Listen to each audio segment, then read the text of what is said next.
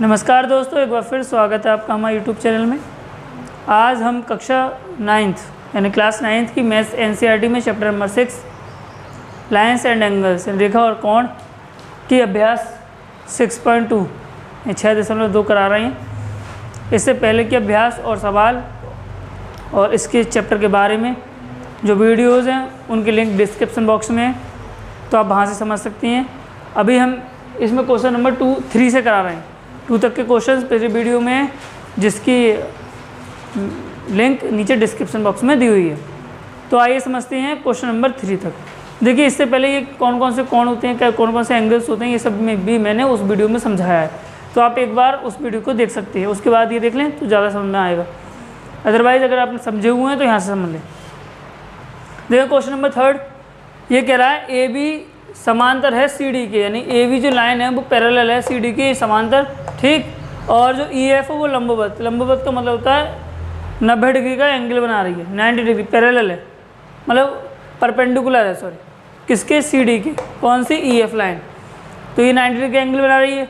उसके बाद में angle G E D, G E D, G E D का मतलब है मेरे भाई ये पूरा एंगल, जी ई डी ये पूरा एंगल दिया हुआ है कितना, यानी जी ई डी ये पूरा एंगल दिया हुआ है 126 डिग्री। तो हमसे क्या निकलवाया है, एंगल ए जी ई, यानी ये वाला एंगल निकलवाया है ए जी ई। एंगल जी ई एफ मतलब सिर्फ इतना एंगल जी ई एफ ये, और एफ जी ई मीन्स ये वाला एंगल।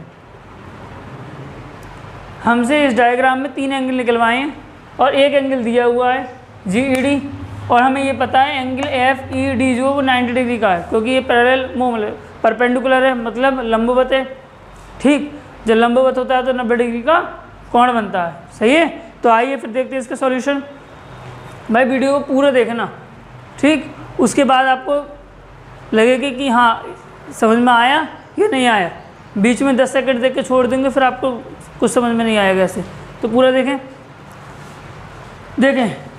इसमें हमें सबसे पहले कौन सा एंगल निकालना है, ए जी ई।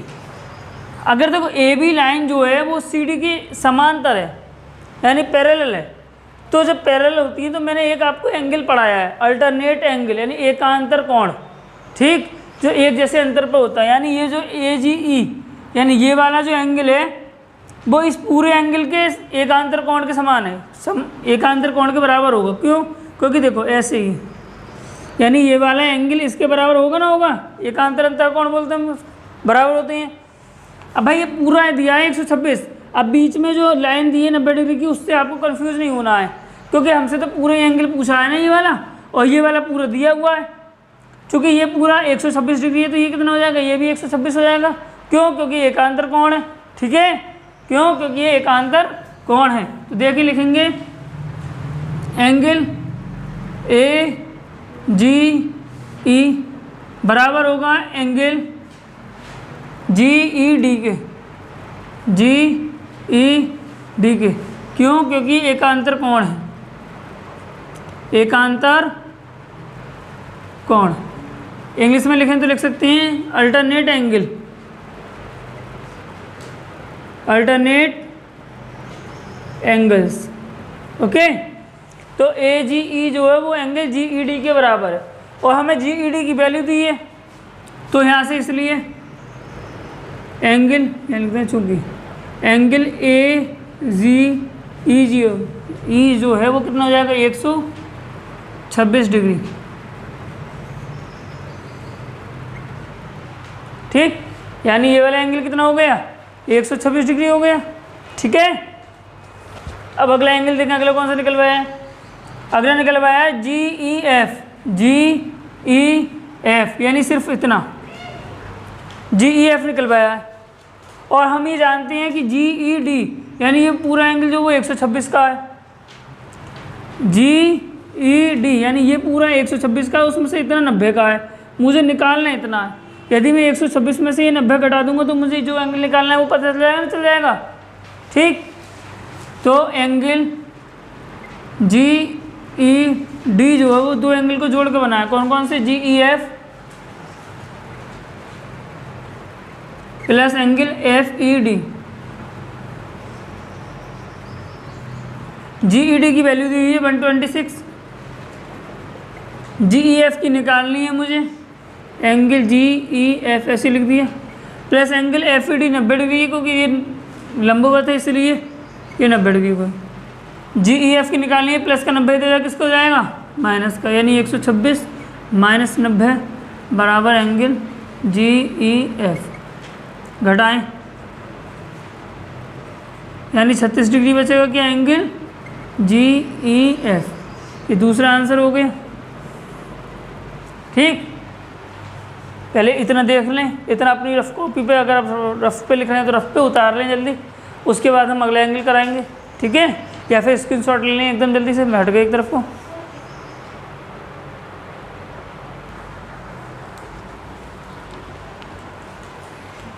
अगला देखें, एंगल ए जी ई की वैल्यू निकाल दी, एंगल जी ई एफ की निकाल दी। अब किसकी निकालनी है मुझे? Angle F G E, F G ई यानी इस वाले की निकालनी है। ठीक है, तो देखें कैसे निकालेंगे भाई। जो एंगल, ये जो लाइन बन रही है ए जी एफ से होती हुई जो जा रही है वो सीधी एक लाइन बन रही है।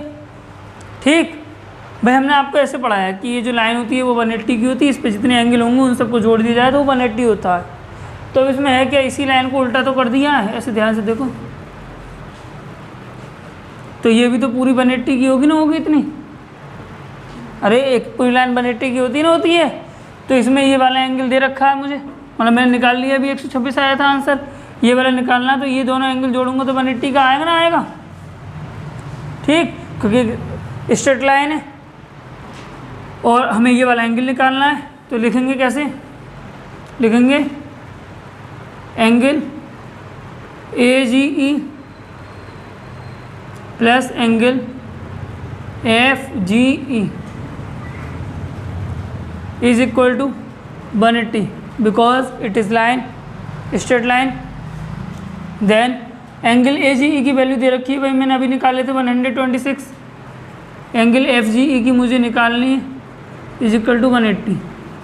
Angle F G E 180 minus 126, घटा दें इसे। 10 में से 6, 4, 7 में से 2, 5। आंसर तीनों एंगल आ गए। ठीक, देखें इतना, उतारें इसे। और डायग्राम के बाद बोला है कि जो पी क्यू है वो एस टी के समांतर है, यानी जो पी क्यू लाइन है अगर हम देखें इस प्रकार से आगे है और ये किसके समांतर है? एस टी के। अगर ऐसे करें तो ये दोनों लाइन कैसी हैं? समांतर है। ठीक, उसके बाद एंगल पी क्यू आर की वैल्यू दी है 110 पी क्यू आर यानी ये वाली 110, और आर एस टी की दी है 130 यानी आर एस टी, इसकी दी है 130। निकालनी है हमें क्यू आर एस की, क्यू आर एस यानी ये वाला एंगल निकालना है। ठीक, तो देखिए कैसे निकालेंगे भाई क्यू आर एस की। हमने कल आपको, जब हम आपको पढ़ा रहे थे, एंगल्स बता रहे थे कि एकांतर कोण होते हैं, एकांतर अंतर कोण होते हैं। ठीक है, यही शीर्ष अभिमुख कोण होते हैं। तो हमने आपको एक चीज़ बताई थी, जैसे ये दो लाइन पैरेलल हैं, समांतर हैं, ये कि तिरछी लाइन गई, ये दोनों। अब हमको एंगल क्यू आर एस निकालना है। ठीक है, एंगल, अब हमको एंगल क्यू आर एस निकालना है।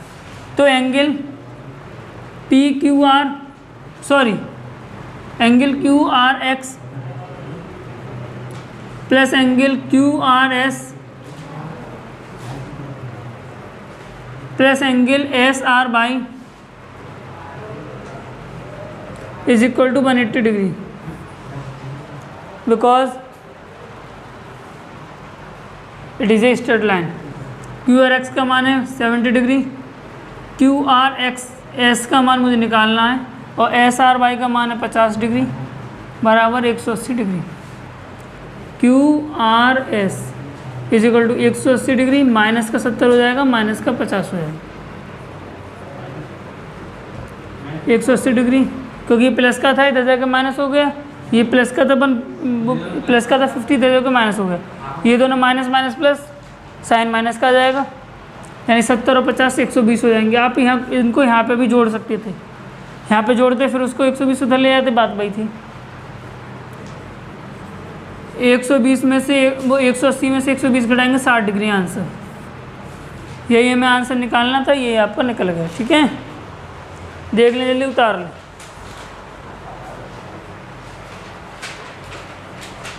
देखें, अब देखेंगे क्वेश्चन नंबर 5। ये डायग्राम दिया हुआ है, इसमें बोला है कि ए बी जो है वो सी डी के समांतर है, और यहाँ पे ये 50 डिग्री एंगल दिया है, एक्स का मान मुझे निकालना है, वाई का मान मुझे निकालना है, और ये एंगल जो है 127 दिया है। तो देखिए कैसे करेंगे हल, सॉल्यूशन में देखेंगे। भाई ये जो एक्स, ये जो 50 दिया है, ये एक्स के एकांतर कोण है। देखो ऐसे तो समांतर रेखाएं होती हैं, तो मैंने बताया ये वाला कोण इस वाले कोण के एकांतर कोण होता है, तो ये दोनों कोण आपस में बराबर होती हैं।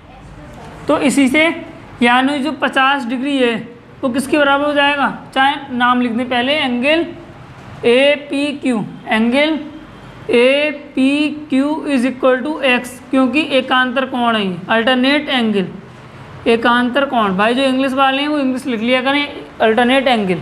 ठीक, यहाँ बस आपको मैथ में क्या समझना है, चाहे हिंदी में लिखे चाहे इंग्लिश में लिखे, इससे कोई मतलब नहीं है। ए पी क्यू बराबर एक्स डिग्री, इसका आंसर मान दे रखा 50 डिग्री, तो एक्स का मान कितना हो जाएगा 50। ठीक है, अब आगे देखें, ये जो 100, अब मुझे बाई का मान निकालना है। ये तो दिया है 127, यहाँ पे ऐसे करके मुझसे मुझे इतना निकालना है बाई का मान, और ये 50 दिया है। तो ये जो 127 डिग्री है, ये वाला जो एकांतर कोण है इस पूरे के बराबर होगा ना, होगा। मुझे इससे क्या मतलब, ये लाइन जा रही है भाई, ये एकांतर कोण है तो ये तो पूरे के बराबर होगा। ठीक, तो लिखेंगे एंगल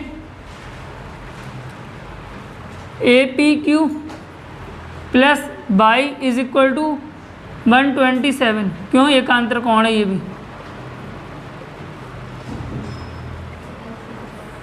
ए पी क्यू की वैल्यू दे रखी है 50 डिग्री, प्लस बाई की मुझे निकालनी है, इज इक्वल टू 127। बाई का मान कितना हो जाएगा 127 माइनस 50, 127 में से 50 डिग्री घटा दूँ,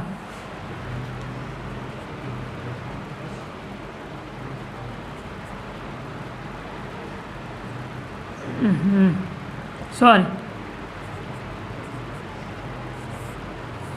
बाई की वैल्यू कितनी आ गई 77 डिग्री, यानी 77 डिग्री। ठीक है,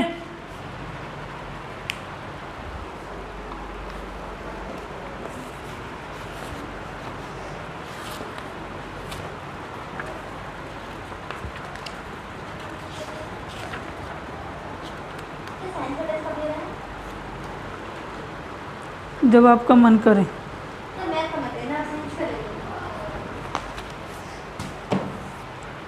ठीक, तो दोस्तों बाई की वैल्यू आ गई 77 डिग्री। उम्मीद करता हूँ यहाँ तक जितने मैंने सवाल आपको समझाए वो समझ में आए होंगे।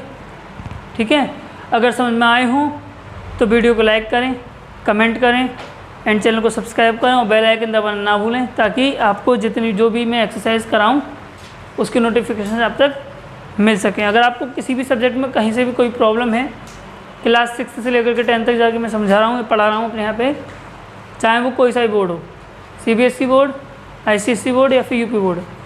ठीक है, तो उसको आप कमेंट कर सकते हैं, मुझसे पूछ सकते हैं। ठीक है, मैं आपको उसे समझा दूँगा। और ये वीडियो जो तो होती है हमारी शॉर्ट होती है, ज़्यादा लॉन्ग नहीं होती, इसलिए आप पूरा देख करके पूरा जितने भी सवाल हम एक दिन में करा रहे हैं, 3 सवाल 4 सवाल, वो आप अच्छे से समझें और उनका रिवीजन बार बार करते रहें। ये सभी सवाल NCERT की बुक करा रहा हूँ और ये परीक्षाओं में आते हैं। ठीक है, तो थैंक यू एवरीवन, बाय।